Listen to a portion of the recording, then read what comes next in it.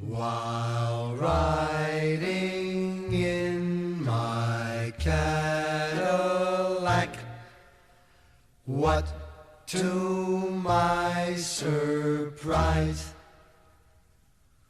a little Nash Rambler was following me about 1/3 my size.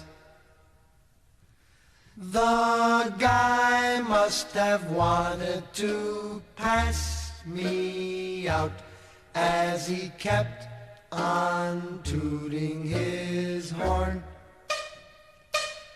I'll show him that a Cadillac is not a car to scorn. Beep, beep, beep, beep. His horn went beep, beep, beep. I pushed my foot down to the floor to give the guy the shake, but the little Nash Rambler stayed right behind. He still had on his brake. He must have thought his car had more guts, as he kept on tooting his horn. I'll show him that a Cadillac is not a car to scorn. Beep, beep, beep, beep. His horn went beep, beep, beep. My car went into passing gear and we took off with gust.